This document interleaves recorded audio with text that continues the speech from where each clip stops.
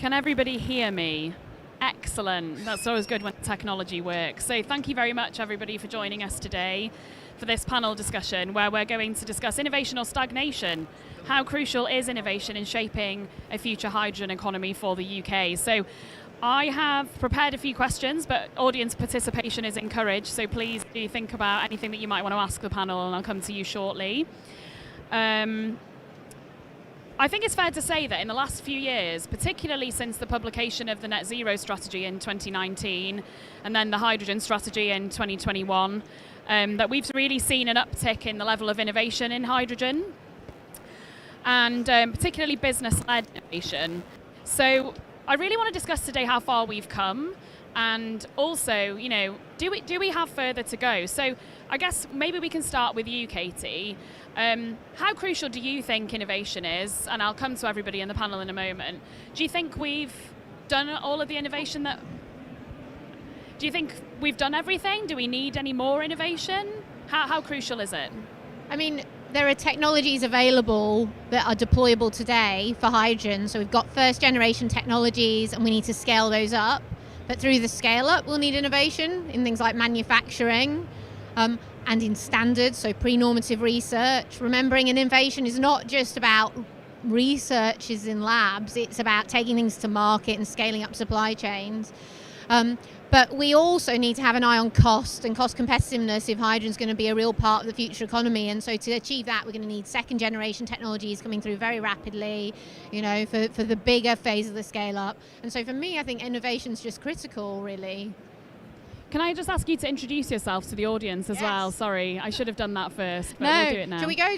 We're going to go along. So my name is Katie Milne. I'm the Programme Director of something called the Hydrogen Innovation Initiative, which is with the Catapult Network, but also the Aerospace Technology Institute, the Advanced Propulsion Centre, the National Physical Laboratory, and with the Net Zero Technology Centre, which is based up in Aberdeen, Scotland.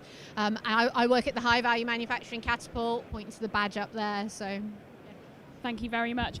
Harsh, maybe you can introduce Teva, and also I'll pose the same question to you. What's your thoughts on how crucial innovation is? Thank you, Laura. So I'm Harsh Pershad. I'm the Head of Energy Services and Government Partnerships at Teva. Teva is a UK manufacturer of battery electric trucks and hydrogen electric trucks. And for us, innovation and innovation support have been critical in getting us to the stage we're at now. We started about 10 years ago with a concept for battery trucks, which was fairly new at that time, and to date it's still the case that there is hardly any truly zero emission solutions on the roads in Britain today for trucking. With that innovation support we've had to date, we've now got to the point of having proven products and manufacturing processes. So I agree with what Katie was saying. It's not just about the product innovation. And as you said, the next phase really has to be about learning how to scale up as quickly as we can, helping our customers to innovate. These are people who've been operating diesel truck fleets for potentially decades with relatively little innovation. So them learning how to innovate, how to transform what they've been doing, which has been very much optimized, that's a real challenge for them, and we have to hold their hand through that. At the same time, we have to help hold the hands of the energy sector, whether that's people putting in charge points or people putting in hydrogen refueling stations, to make sure that, as Katie was saying, we've got the right standards fit for purpose, so that people are able to look at something and say, yep, that meets the requirements, and then they can move on. Because at the moment there's just a lot of uncertainty, and knowledge is very patchy. Thanks, Harsh. Helen, I'll come to you next, if you wouldn't mind introducing yourself as well. Hello, I'm Helen McComb. I work for the Department of Energy Security and Net Zero. I work in the part of the department that funds innovation, and I look after some hydrogen programs. So that's why I've been asked to be here. Do you want me to answer your question a bit? Yeah, let's start with that. Oh, of course innovation's important. Vital, you might say. I think it's interesting in the hydrogen space, though, that, as you've said, first deployments are starting to come through. So, there's obviously the scope for kind of incremental innovation around what's already out there and what's already being operated, and electrolyzers and so on. There's also, I think, some potentially quite disruptive technologies that people are exploring in terms of hydrogen and hydrogen production.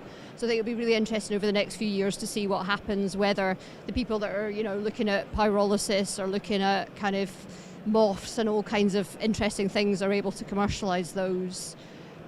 I think also we're in a situation where we're starting to get a sense of where the use cases might be emerging, and that gives you a sense of where you might want that kind of incremental innovation, maybe the kind of standards and so on starting to emerge. For example, I'm getting excited about compressors. Compressors are not particularly exciting technology, but it's quite expensive if you're going to build a hydrogen system, it seems to me, to do compression. So I'm starting to get a wee bit interested in the kind of less kind of exciting, less kind of sexy side of innovation, and more wondering if we should be starting to think about where do we target innovation on the cost drivers. So that's where I'm coming from on this. I think we've all got a bit excited about compression recently, as surprising as that might be. Archie, what's your perspective on this, and tell us a bit about Carno? Sure. Hello everyone, my name's Archie Watts-Farmer. I'm the CEO and one of the co-founders of Carno. So we're a technology startup developing double efficiency, zero emission, fuel agnostic engines, and we're targeting the hard to abate sectors, so that's off-grid energy, shipping and heavy duty vehicles. So as you can probably imagine, I think innovation is absolutely critical to the hydrogen journey. I think particularly if you look at our sectors over the last 50 to 60 years, really there was a period of stagnation in terms of technology development. A lot of the technology that was being used in the early noughties has been used in these applications for 50 years, and I think the shock to these markets, which was really needed, was emissions regulations. Was everyone suddenly realizing that we need to do something about CO2 emissions. And it has only been a good thing, because there has been more innovation in our sectors in the last 20 years than the last 60 years, in my opinion. And I think we're at the thing about hydrogen, it's such a broad church, isn't it? It's got so many applications, so many different value chains. And I think we're at the start very much of the journey with hydrogen. We're going to need to see significant improvements in terms of storage, in terms of transportation, and novel ideas about how to do that, because those are two key losses in the whole value chain of hydrogen. So a lot of people talk about kind of 2030. We've got the technology to deploy to meet our 2030 targets. Now it's about delivering it. But I like to think of innovation as a continuous process. It's just a necessary fundamental part of how we should work, because it drives things forward much quicker. It means we arrive at much better solutions, when you think about the timescales involved that we need to decarbonise, I think it's absolutely critical. Thanks very much, Archie. And then I'll come to you now, Avi. And I know that obviously you're part of the KTN, so you must see some innovative solutions coming through the pipeline all the time. And so I'm interested to understand your perspective on how crucial you think innovation is, but also what you're seeing from businesses coming through. Thank you, Laura. I'm obviously the Knowledge Transfer Manager for Clean Energy / Hydrogen at Innovate UK KTN. And as you mentioned, innovation is key, definitely. As we can see here all around us, that's the result of innovation, what we're seeing with the companies and all that they've progressed with. And if we go back into history of humankind, any progress that we have made is out of innovative thinking and innovation. So in terms of hydrogen as well, it's the same. Hydrogen is getting a lot of attention quite recently, but it's not been very long since it became this popular. So it takes time and investment, a lot of energy and investment going into human resources, going into this. And in terms of what we have been noticing, what we've been doing at KTN, at Hydrogen Innovation Network, we try and we do our best to connect, collaborate companies, academia and public sector, so that there is more collaboration, and as a result of more collaboration and knowledge sharing, there is more innovation happening. And we see that there is progress happening in terms of collaboration, and there are new projects coming up. People are looking forward to hear about new funding opportunities and new opportunities for investment. So there is a lot of activity, but of course there are gaps to be addressed in terms of, of course we wish their policy and regulation side of things could be quicker, but since it only started very recently, we have to wait sometimes, for it to leap through and to be a success. We can think about we take flights for granted now, but it didn't happen overnight for plane to fly, for example. So it's the same with hydrogen, and progress is happening, but of course it does require more attention, more resources, more investment, and suitable policy and regulation to suit the progress. Thanks very much, everybody. It seems like we've got a resounding yes that innovation is absolutely crucial to shaping a future economy in hydrogen. So for those of you who don't know me already, I'm Laura Finney. I'm the innovation lead for hydrogen at Innovate UK. So I agree. I think, I work for the UK's innovation agency. It would be a surprise if I didn't. But I really want to ask Harsh and Archie here, you are from two of our best and brightest innovative businesses in the UK in this space. How well are we doing in terms of supporting innovative businesses like yours, and what more could we be doing in the UK? Should we start with Harsh?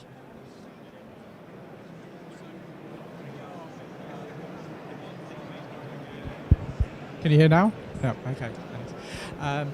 So in terms of the support we received today, I think there's a lot of support for developing engineering solutions and progressing those up the technology readiness level ladder.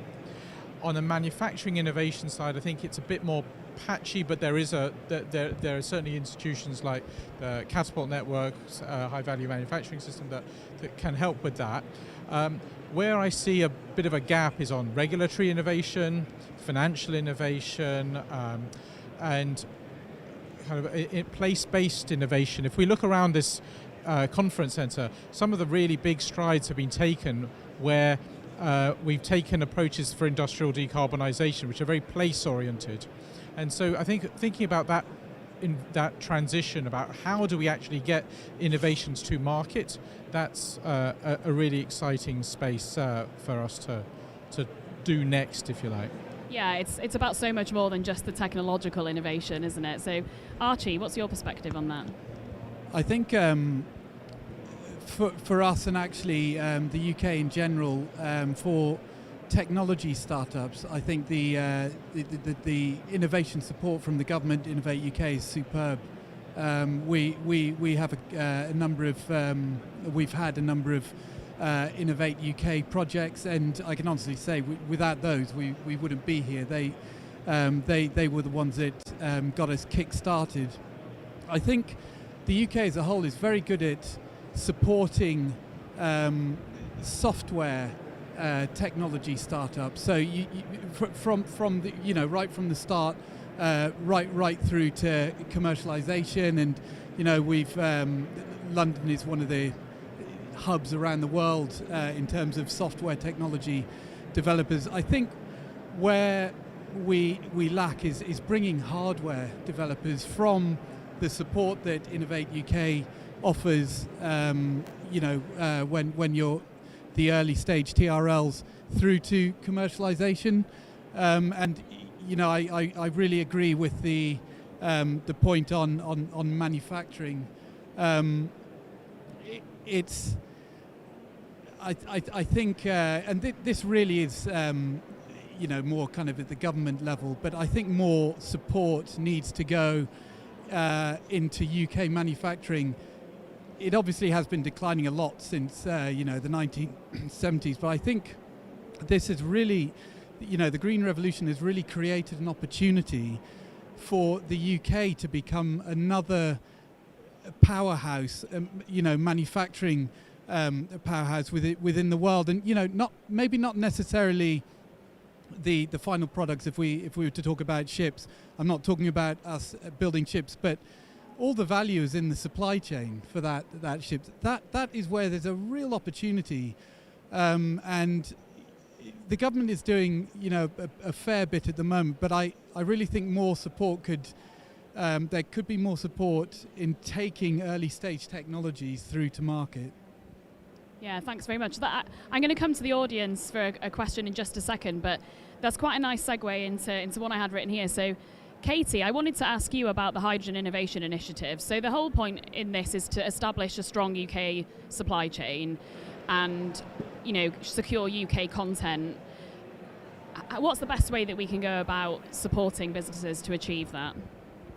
Wow, well, there's not one mechanism, is there, to build a supply chain. I think there's a few different bits. You need to do a bit which is about market creation.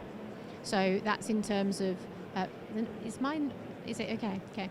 A bit in terms of market creation. So the government's put forward a load of different demonstrators, the Industrial Hydrogen Accelerator, the Clean Maritime Demonstration Competition, the Zero Emission Road, a lot of different opportunities for demonstrators.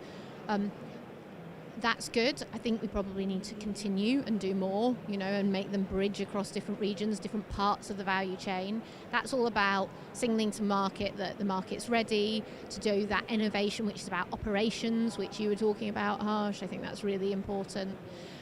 I think we need to help companies bring their products to market, but not just as you said, Archie, that early stage stuff, but really help with all the way through to scale up. I think we can have some slightly better mechanisms around hardware tech, we get challenged by companies all the time saying, look, what we really need is access to space and resource and, really agile grants that get us through that first 18 months, because hardware development's really financially intensive, specialist intensive, so making that more readily available so they can get through the first 18 months, do the proof of concept to potential investors. I think building up investment communities around it is important, and then the pre-normative work, which I know that the Department for Net Zero, I'm going to get it wrong, Energy Security and Net Zero has been sponsoring in terms of trying to get the enablers in place as well. So it needs to be not like one thing, but 5 working in a really integrated way and have the right magnitude of funding behind it to really swing the dial. The UK is currently 9th in the world in manufacturing. You were talking about decline from the 70s. The reality is we were still at number 4 or 5 in about 2000. So the decline might have started in the 70s, but by value we were still right up there. But in the last 23 years we've gone from there to we bounced between 9th and 11th.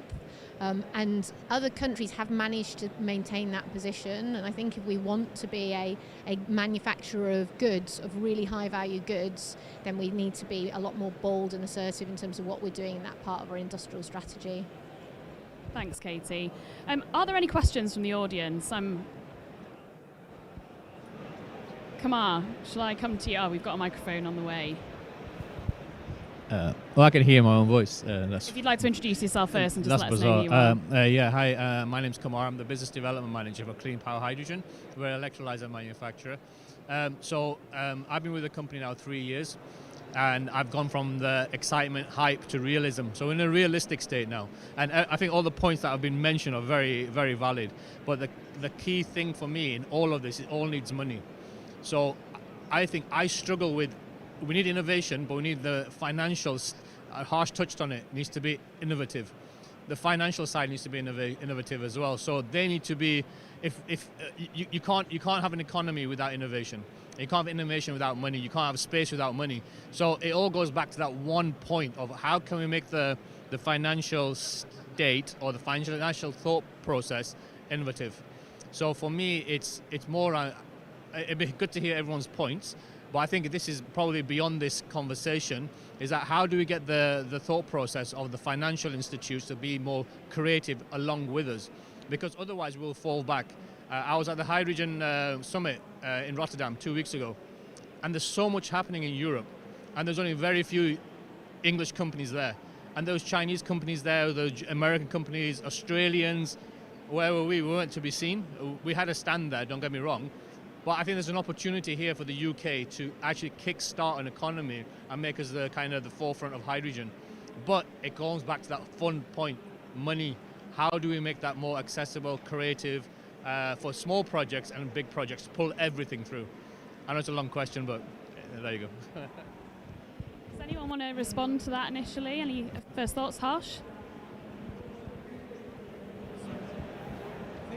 We're in a I think we're in a period now where there are some people with extremely deep pockets. If we look at the energy companies, many of them have done incredibly well over the last few years, and helping them to work and partner to support innovation is probably the most attractive option for me. If we can find mechanisms that allow part of their natural profits to be reinvested into innovative tech rather than the next big oil field or the next big gas field, I think that's a really exciting space. And I think that there, rather than looking at say the energy sector per se, we look at the Bank of England and those organisations to say, okay, this is how we want companies to act across the economy. And I think that's where there's a lot of money out there, and just making sure that it gets into the clean environment innovation space is, I think that a lot of companies want to do that too, but they're facing resistance from some of their investors who are saying, prove to me why I need to do this now, why I need to do this here. And I think that's a space that is largely unexplored still. Yeah, within Innovate UK, we're working quite hard as well in one of our teams to investigate the kind of barriers to investment in hydrogen and how we can help to unlock those. And I think innovation is going to be crucial for de-risking projects and allowing people to put their hands in their pockets, if you like. But I know that the Department for Energy Security and Net Zero are doing a lot in the innovation space, Helen, and maybe you'd like to tell us a bit about what's going on at the moment and maybe what's coming down the track that can help projects secure financial investment. I'm not an expert on this, but I will give you what I know. The first suggestion I would make is there's a stand just over there with a Clean Growth Fund, and I would suggest you go and have a chat to them. They're a government-backed kind of investment fund that supports, clean energy, innovative businesses, and they're actively, looking for ideas and kind of innovator feedback on where they think there's scope for the market to operate better and for support to be better. So I would encourage you to speak to them. The bit of the department that I work for kind of set them up or put in the initial funding with a view to making sure that there was kind of funding out there for businesses that are coming out from the kind of demo funding support that I'm kind of involved in providing, but they're looking for the kind of first pre-market, kind of first of a kind kind of support. So that's something quite interesting to be aware of. On hydrogen, there's also Breakthrough Energy Catalyst of the Gates kind of Foundation initiative have committed quite a lot of money to 4 different, what they see as game-changing global technologies, including green hydrogen. So they're kind of out there and they're kind of actively thinking about looking for opportunities to spend and to potentially spend big, and they're going to have slightly different criteria and so on to what kind of government-backed banks and so on might have. So that might be something to look into. Brilliant, thank you very much. Any other questions from the audience? Phil, if you'd like to introduce yourself as well, please. Hi, Helen.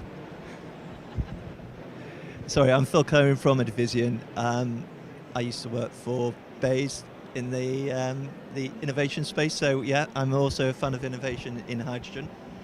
A question is, so the IRA, or the Inflation Reduction Act, I'm not going to use the other acronym, is supporting local content European bankers looking to support local content. Do you think it was a miss for the Net Zero Hydrogen Fund not to really focus on developing local content and local products, working with the companies that hydrogen supply and things like that? Those kind of competitions are developing and the technologies are developing. So is there a different way of looking at it? Is there a different approach government could use to actually support UK innovation?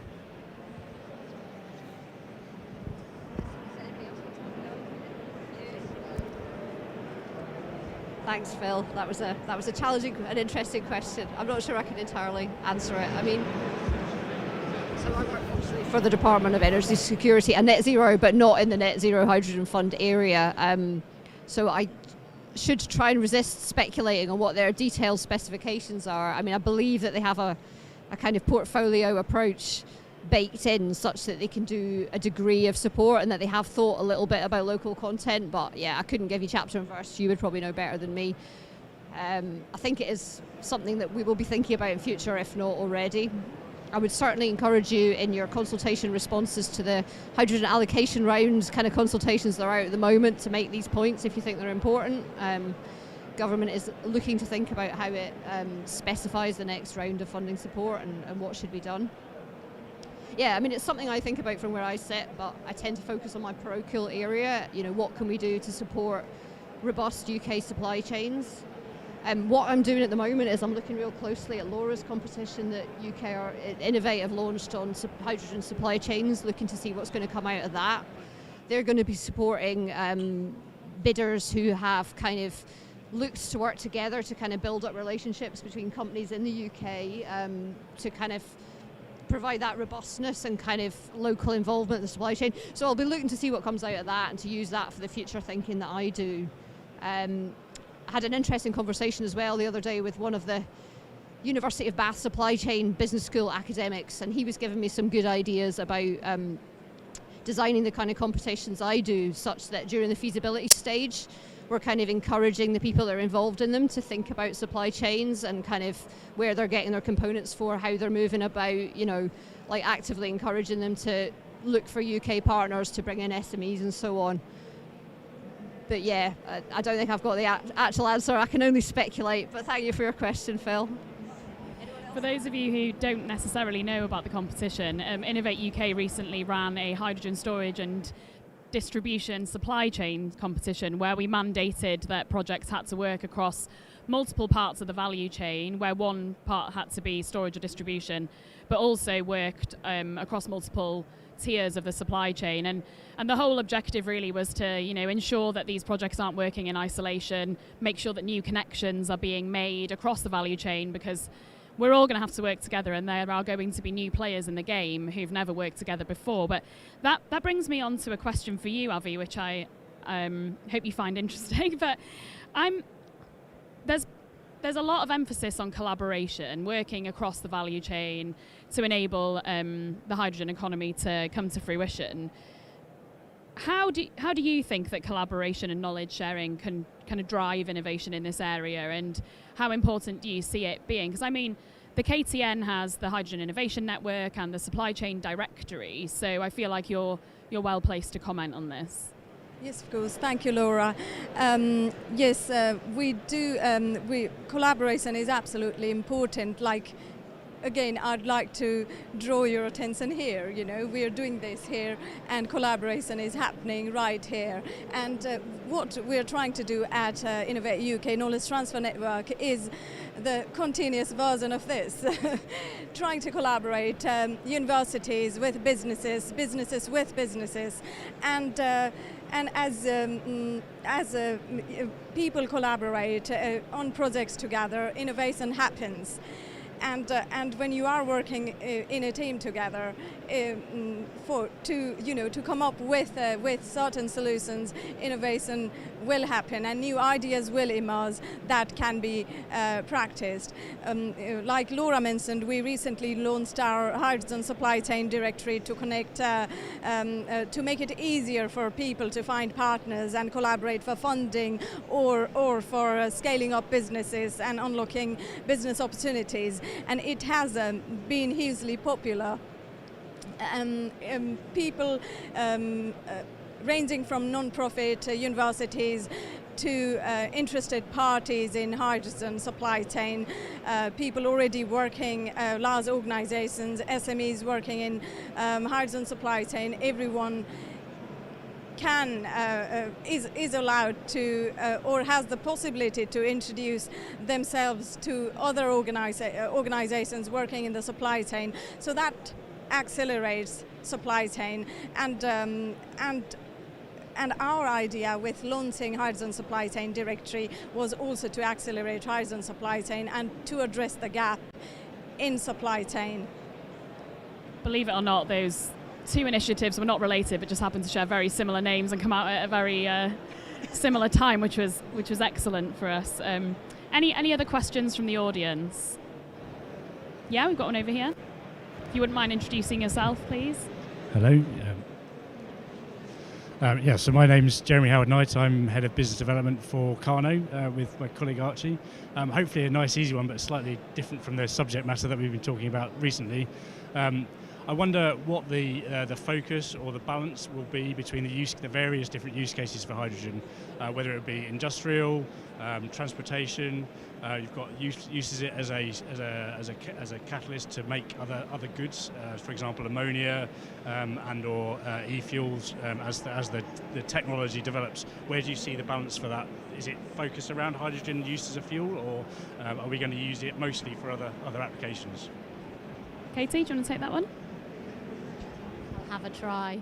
My background, just for context, is aerospace, right? So I was part of the Fly Zero project that was led by the Aerospace Technology Institute. I now sit on the Zero Emission Flight Delivery Group of the Jet Zero Council. So I can talk a lot about aerospace, and the order of merit question comes up a lot. So the fundamental assumption you're making in your question, I think, is that there isn't going to be enough. So we're not going to be able to scale up hydrogen production, or at least net zero carbon routes, blue hydrogen, green hydrogen. We're not going to be able to scale that up fast enough to meet demand, and therefore people keep saying, where do we prioritise? I'm not sure about that. The market will decide, right? But what does that mean in terms of the early adopters, early use cases, how it rolls out and that type of thing? I mean, it's essential as a feedstock.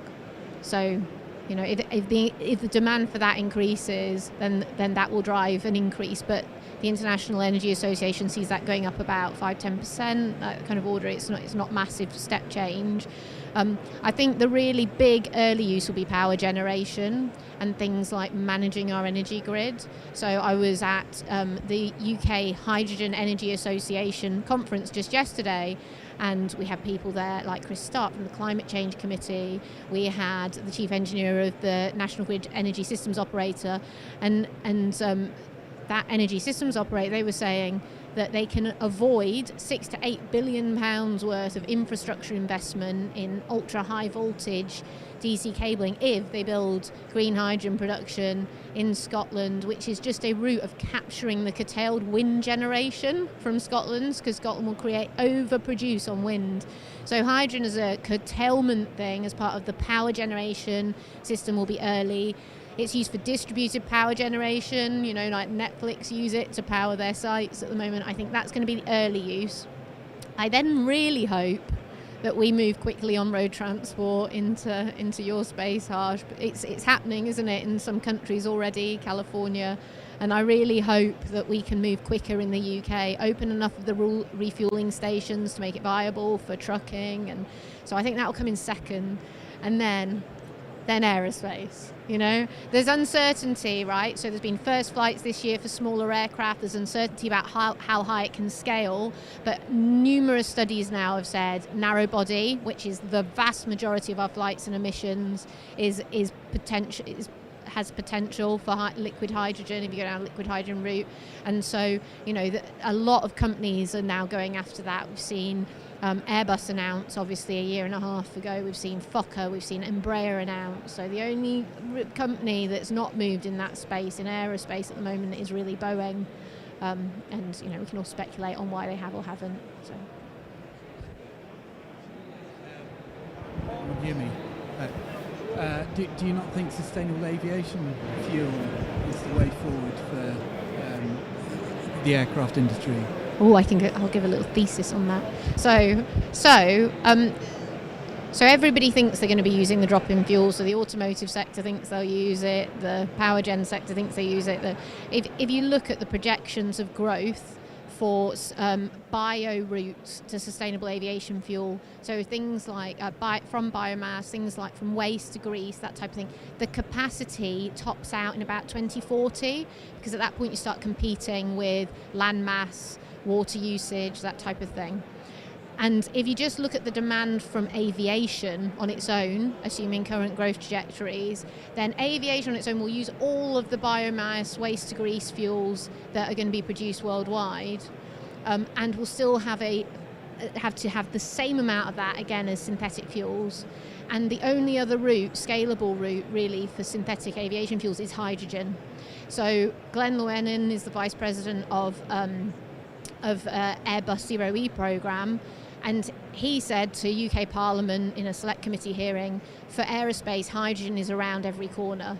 So whether it's burnt on aircraft or used as part of the feedstock for synthetic fuels, hydrogen's essential for the future of decarbonisation of aerospace.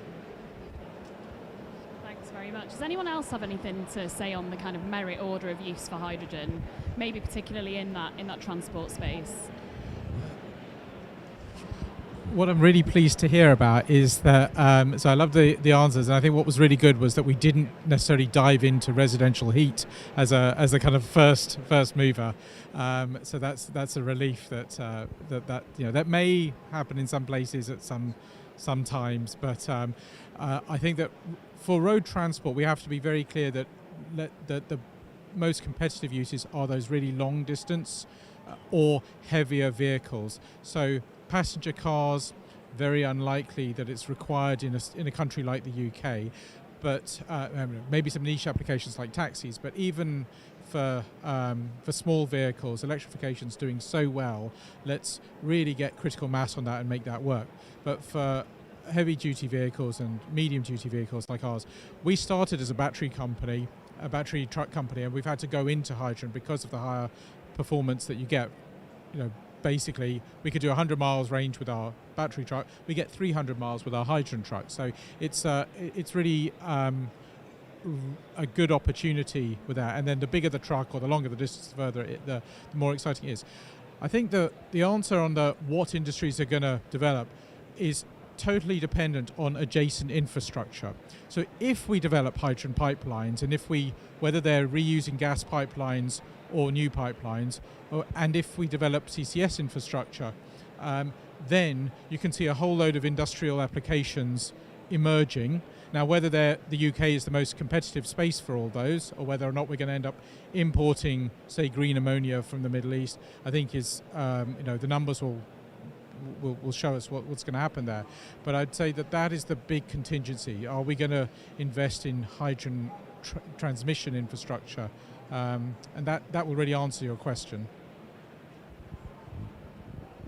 Anyone else on that? I guess one thing that hasn't been mentioned is what hydrogen's already used for. So we already produce and use 80 megatons of hydrogen, to produce ammonia for fertilizers, etc. For me, it makes sense for that to all be replaced by green hydrogen, which is, a significant amount of, that's going to take a significant amount of green hydrogen production already. And then, steel making, other industrial processes which currently use natural gas. And I take Jeremy's point. There are a lot of potential end uses for green hydrogen, and it'll be very interesting to see how it's all kind of divided. Thanks very much, Archie. Any other questions from the audience? Yeah, hi. Oh. All right. Thank you for all your presentations. I actually stumbled across this. I'm so glad that I've listened to everything that you've said. Now, I was just wondering, to kind of counter there is a negative side to hydrogen. I still meet people who keep with laughing about Hindenburg and all this kind of stuff.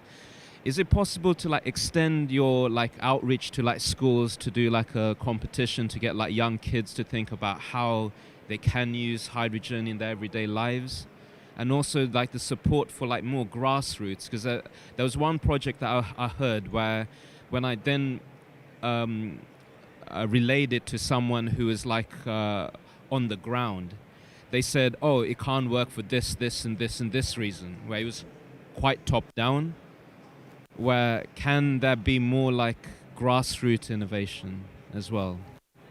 Question, and public opinion on this is going to be, sorry, yeah, now you've got your headphones on. It's a really good question. I think public opinion on this is going to be incredibly important, for a successful rollout. Helen, maybe you can kick us off on that one, if that's not too unkind. Oh, it's okay. I mean, it's a difficult one. I think, government. I guess government doing a pro or a positive publicity effort is sometimes something that's seen almost can backfire. You get a lot of questions about why is government communicating in this way, and government likes to be quite careful about how and where it uses its communication budget. So I don't think that's something there are kind of huge plans. My personal hope is that as hydrogen is starting to be used for real, that people's kind of understanding or attitudes will change.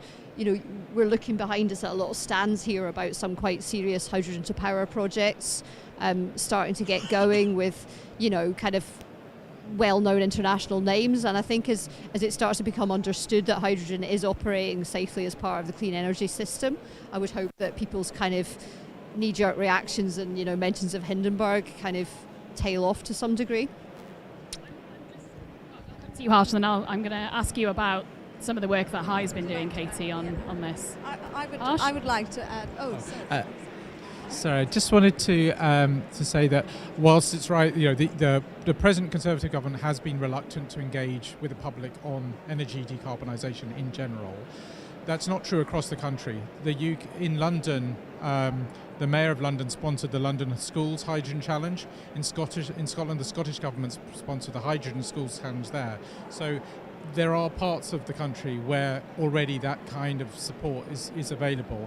But I think Helen's right. It's not. We don't see any sign of that yet at a UK level in really pushing how big a deal net zero really is. And yeah, just to add to that as well, I in the last year or so have taken part in a net zero superheroes competition, which was going out to schools and helping them understand the solutions and how they might get their school to net zero. And that was done through with their consultancy Atkins. And so there are organisations doing this. But I'll come to you in a moment, Avi. But Katie, I know that recently the Hydrogen Innovation Initiative Seed Programme did some interesting work at a port where there was some trials done on I believe it was a hydrogen tractor, and I know that some of the people who used that had some trepidation in the beginning. But do you want to talk a bit about the results from that? Yeah. So the Hydrogen Innovation Initiative worked with Associated British Ports at their port in Immingham to do the UK's first trial of a tractor powered by gaseous hydrogen, and it comes back to the point I was making. I think somebody said, what kinds of things do we need to do? Perhaps, Laura, you asked the question, what kind of things do we need to do? One of the things we need to do is do operational demonstrators, and that in itself is innovation, because you find out what all the challenges are around safety and the standards, around interfaces and refueling, between the tractor itself and I think that type of thing is market making. It's market making because people trust it, they've seen it, okay, it can work. And somebody said to me recently, isn't it true that in marketing and advertising, you need to show somebody something 7 times before they buy it? And they're like, maybe we need to try and do that with our demonstrators. Let's not just do one, let's do 7 hydrogen tractor trials at ports, and then people will be like, yeah, okay, that's something that can work. But it also increases confidence and safety. Now, this gets raised all the time, the safety point, but it's actually not really been a barrier to things like the rollout of hydrogen buses, My kids don't have a clue about Hindenburg, and in any case, the safety levels for aerospace at that point in time, when we're talking about the 20s, it's just like night and day in terms of our engineering approaches. So that was pretty much a paper bag with hydrogen in it. We wouldn't do that now, So I think just through going through the very well-developed, robust certification engineering approaches we've got now over the last 150 years, there's not going to be issues like that. They work with it all the time in the chemical industry already. It can be safe so long as things are handled correctly, and we just need to go into it as an engineering community with that absolute commitment to safety, and then I think public perception will follow. Avi, you wanted to come in on this. I wanted to comment. I agree with you that there's lack of knowledge on hydrogen, and especially among general public. So we at Innovate UK Knowledge Transfer Network, we've noticed that, and we are trying to address the issue as well. We have plans for myth-busting sessions for hydrogen specifically, because there seem to be quite a lot of myths around hydrogen among general public, and we have already started with the podcast series called Hydrogen Generally podcast series for that kind of general information on hydrogen, and the next sessions we're aiming for is myth-busting webinar sessions and involving local authorities, general public, students, that everyone can make use of. Thanks very much, Avi. Did you have anything to add, Archie? Or No, I think just to say, as Katie already alluded to, hydrogen's already produced, stored, transported in large volumes, 80 megatons per year. And the second thing, the key messaging to try and get across is that you already have to meet a very, very high safety bar to be able to operate anything in any of these sectors where hydrogen is proposed to be applied. It really is safety first. Talk about the aerospace industry. I mean, it costs billions to bring new technology through in the aerospace industry because it's so safe. You almost never get anything going wrong in the aircraft industry. So I think this kind of messaging is absolutely crucial, that it's put out there to the wider public. Thanks very much, everybody. We've covered a lot of ground today. We've covered technical innovation, business model, financial innovation. We've spoken about public perceptions of hydrogen and all kinds, and public funding of innovation as well. And it's quite clear that it's incredibly important and that we need to continue to do more. It's a journey, and it's going to continue on out until I'm retired, I'm sure. So just to round up the discussion, and I'll come to each of you. Maybe I'll start this end, Avi, and work across in the other direction. What's the one thing in the innovation space that you would like to see happen in the next year to help us really propel things forward? One thing I would say collaboration between investors, businesses, academia, everyone coming together to solve the issue of hydrogen, and of course private investment, not just including government funding, but yes, and of course the regulators to accelerate policy and regulation in hydrogen so that investment can come in. Yes, I would like everyone to work together and make it a success.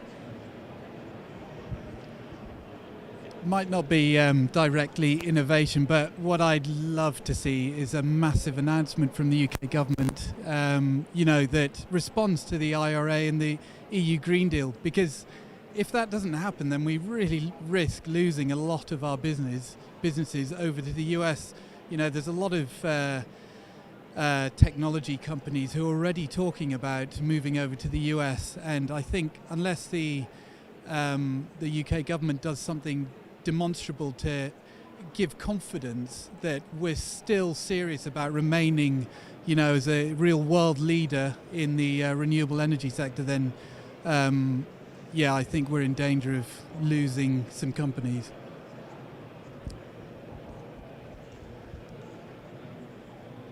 Helen? Oh, sorry, we appear to have a mic failure. Can you hear me?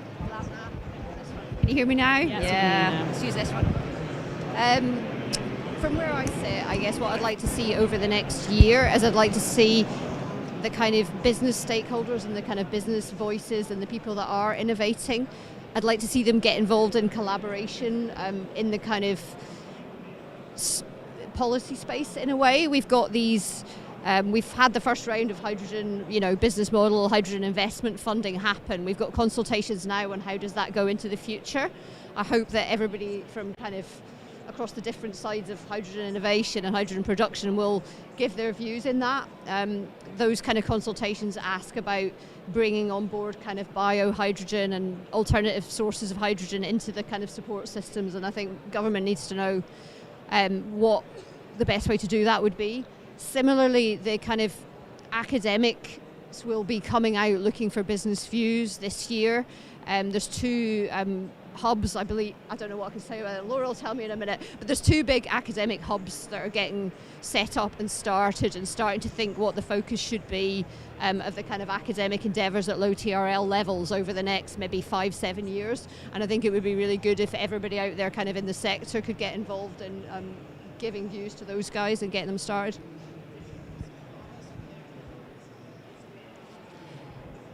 So I think what we would like to see at Teva is certainly a major hydrogen truck trial with associated refueling equipment and the development of a hydrogen refueling network. But just how to get there, I think this idea of government issuing very siloed competitions, one for production, one for a use in industry, one for heat, or one for transport. I think that has to end, and we have to learn from the success of the offshore wind industry, where they were able to achieve huge cost reduction by having a partnership, the Offshore Wind Industry Council. The hydrogen sector needs to replicate that kind of success or similar models in Germany, California, and elsewhere. And I think that will give a stable base from which people can actually plan where's the growth, how much, and when.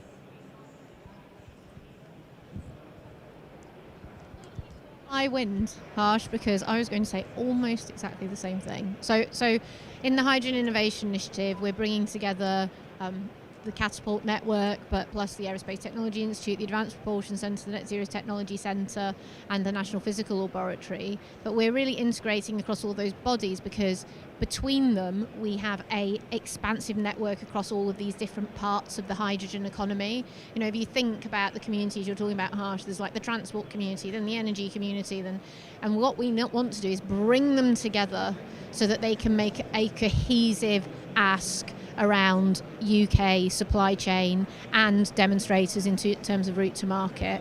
Because I think if we can do that and do as you've suggested and have a single substantial scale of hydrogen fund, and that could be government, but it could also be private investment, that will turn the needle. And that's the dream for this year, the mission. Thanks very much, everybody. I think it's interesting that we obviously all want to see some kind of response to the Inflation Reduction Act, and we want to remain competitive with our colleagues abroad. But it's interesting that there's a bit of a thread in the kind of ask for this year, and it really does all centre around collaboration, whether that be businesses collaborating with businesses collaborating with on policy, or indeed coming together for a kind of cohesive ask. I think personally I would like to see a little bit more in the storage and distribution of hydrogen space.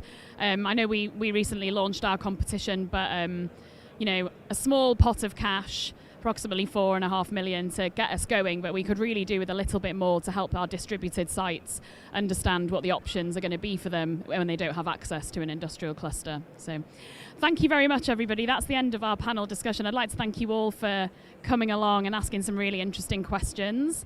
I wish you all the have a great day, and if you want to hear any more about Innovate UK or any of the businesses or indeed activity in DESNES, then feel free to stick around and catch us in the margins, or indeed go onto the Innovate UK website and find out a bit more about the support that we and KTN and others can provide.